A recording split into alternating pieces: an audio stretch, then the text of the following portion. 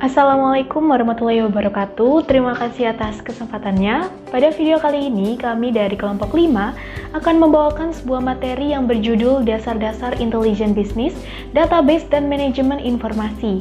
Sebelumnya kami akan memperkenalkan diri kami terlebih dahulu. Nama saya Eriskia Julian dengan NIM 2019 310491. Terima kasih atas kesempatannya. Perkenalkan, nama saya Maulida Hasana dengan NIM 2019 310486. Assalamualaikum warahmatullahi wabarakatuh. Sebelumnya, terima kasih atas kesempatannya. Perkenalkan, nama saya Fatimah Yasmin dengan NIM 2019 310505. Di atas kesempatannya, perkenalkan nama saya Sasta Fiona Revadewi dengan dikanim terakhir 530. Saya Arsyil Dwi Primaditya dengan NIM 2019 310559.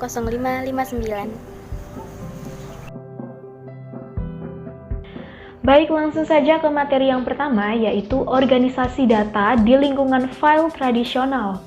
Saat ini, sistem informasi yang efektif dapat memberikan informasi yang akurat, tepat waktu, dan relevan. Oleh sebab itu, pengelolaan data dirasa sangatlah penting karena informasi yang akurat akan bebas dari kesalahan. Dan juga informasi dapat dikatakan relevan apabila berguna dan sesuai untuk jenis pekerjaan dan keputusan yang memerlukannya. Baik, kita lanjut ke materi yang selanjutnya, yaitu konsep pengorganisasian file. Konsep ini merupakan suatu konsep yang dibuat untuk pengorganisasian file yang ada dalam sebuah sistem informasi. Di antaranya ada database. Database adalah sekumpulan file yang terelasi. Lalu yang kedua ada file. File adalah sekelompok record yang berjenis sama. Yang ketiga ada record. Record adalah sekumpulan field yang terelasi. Dan yang terakhir ada field atau lapangan, yaitu sekumpulan karakter yang menjadi sebuah kata, sekelompok kata atau nomor lengkap seperti nama atau umur seseorang. Sekelompok bidang yang terkait seperti nama siswa, jalur yang ditempuh, tanggal, dan kelas adalah terdiri dari sebuah catatan atau record. Lalu sekelompok record dengan tipe yang sama disebut file, dan sekelompok file yang terkait akan membuat sebuah database. Kita lanjut ke poin yang selanjutnya, ada masalah dengan lingkungan file tradisional. Di sebagian besar organisasi, sistem cenderung tumbuh mandiri tanpa rencana perusahaan. Adapun akuntansi, keuangan, manufaktur, sumber daya manusia, penjualan, dan juga pemasaran, semuanya mengembangkan sistem dan file data mereka sendiri. Selain itu, setiap aplikasi tentu saja membutuhkan file sendiri dan program komputernya sendiri untuk beroperasi. Misalnya, area fungsional sumber daya manusia mungkin memiliki file induk personil, file penggajian, file asuransi kesehatan, file pensiun, dan lain-lain sampai puluhan dan bahkan mungkin sampai ratusan file dalam program yang ada. Di perusahaan secara keseluruhan, proses ini menyebabkan beberapa file master dibuat, dipelihara, dan dioperasikan oleh divisi atau departemen yang terpisah. Seiring berjalannya proses ini yang berlangsung selama 5 atau 10 tahun, organisasi ini dibebani dengan ratusan program dan aplikasi yang sangat sulit dipelihara dan dikelola. Masalah yang timbul adalah redundansi data dan inkonsistensi, ketergantungan program data, tidak fleksibel, keamanan data yang buruk, dan ketidakmampuan untuk berbagi data antar aplikasi. Langsung saja ke poin yang pertama, yaitu redundansi data dan inkonsistensi. Redundansi data adalah adanya duplikat data pada beberapa file data, sehingga data yang sama tersimpan di lebih dari satu tempat atau lokasi. Redundansi data terjadi ketika berbagai kelompok dalam sebuah organisasi secara independen mengumpulkan data yang sama dan menyimpannya secara independen satu sama lain. Redundansi data menghabiskan sumber daya penyimpanan dan juga menyebabkan inkonsistensi data di mana atribut yang sama mungkin memiliki nilai yang berbeda. Lalu poin yang selanjutnya ada ketergantungan data program. Pada setiap perubahan pada program perangkat lunak mensyaratkan perubahan terhadap data yang diakses.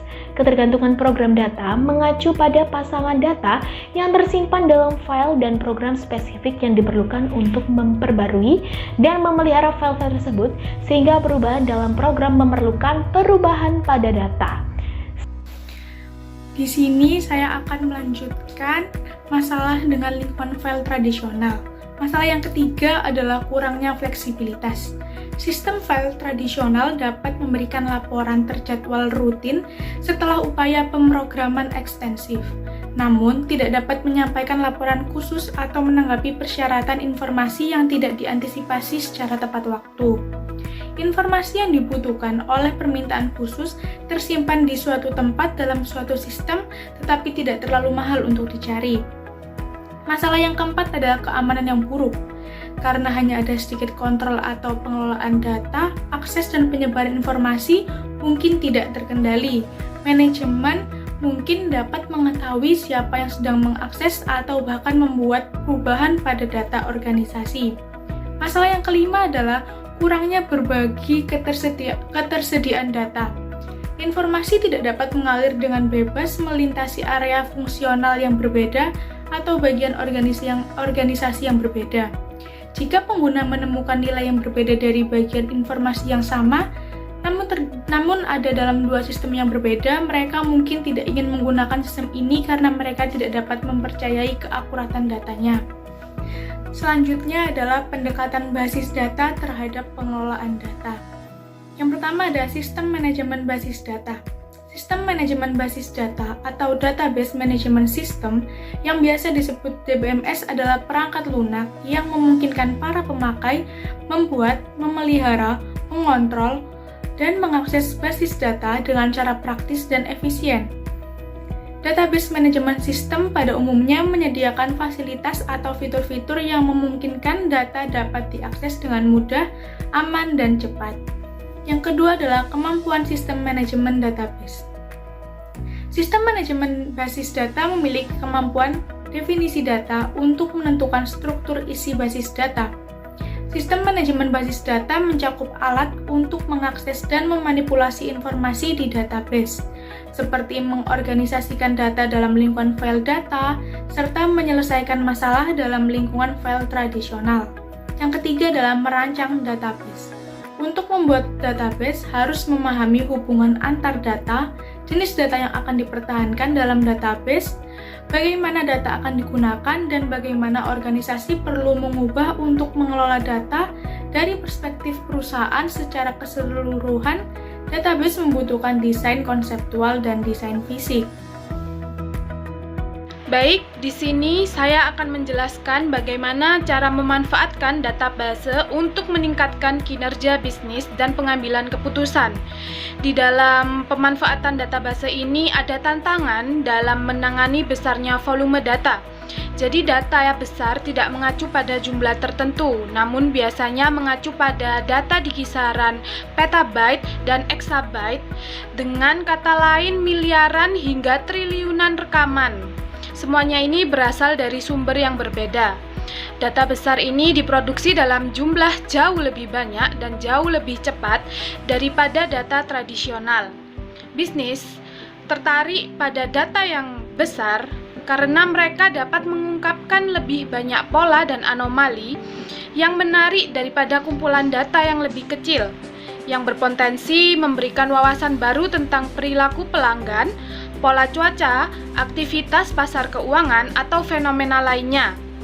Namun, untuk memperoleh nilai bisnis dari data ini, organisasi membutuhkan teknologi dan alat baru yang mampu mengelola dan menganalisis data non-tradisional beserta data perusahaan tradisional mereka. Lalu, selanjutnya ada infrastruktur intelijen bisnis. Di sini, kebutuhan akan data yang berkapasitas besar memerlukan infrastruktur bisnis yang terkini dan memiliki rangkaian perangkat untuk memperoleh informasi-informasi yang diperlukan dari berbagai jenis data yang berbeda dalam organisasi.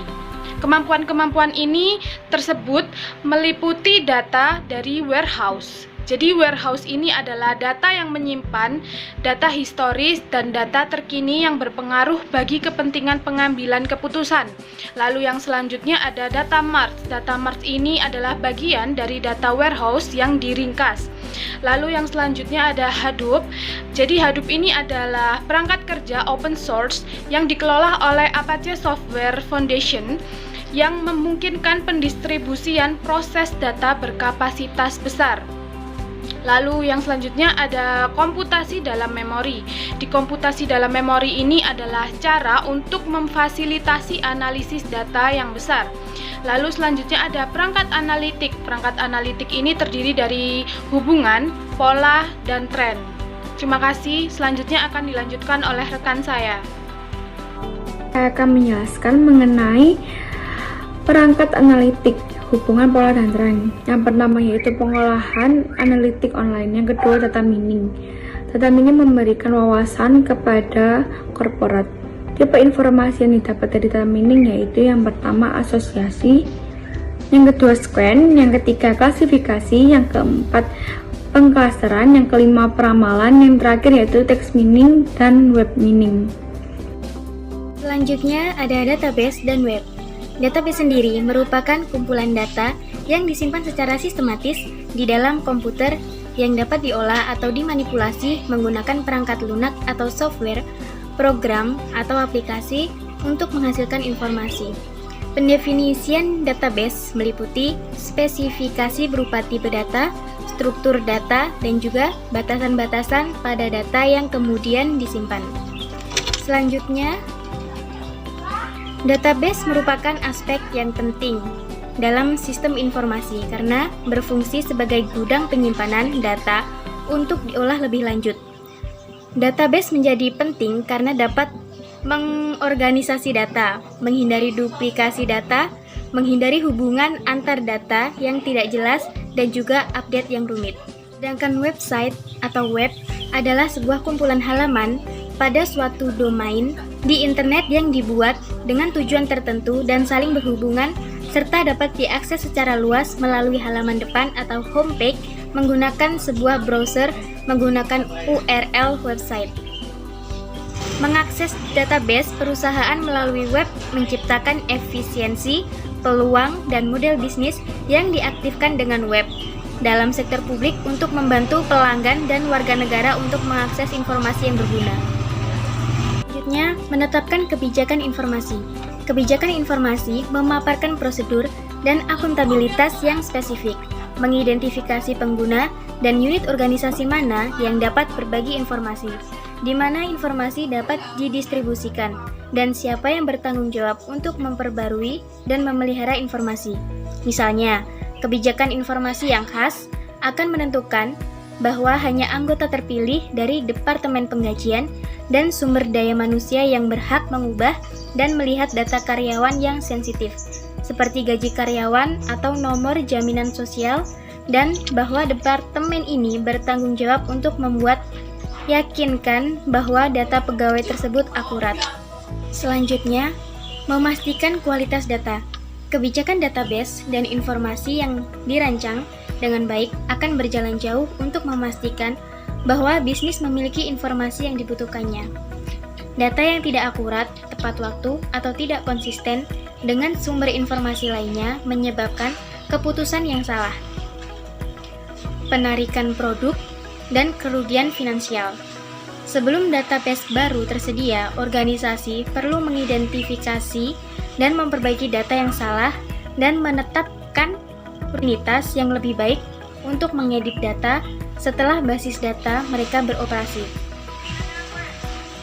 Analisis kualitas data sering diawali dengan audit kualitas data, yaitu survei terstruktur tentang keakuratan dan tingkat kelengkapan data dalam suatu sistem informasi. Audit kualitas data dapat dilakukan dengan mensurvei seluruh file data, mensurvei sampel dari file data, atau mensurvei pengguna akhir untuk persepsi kualitas data mereka.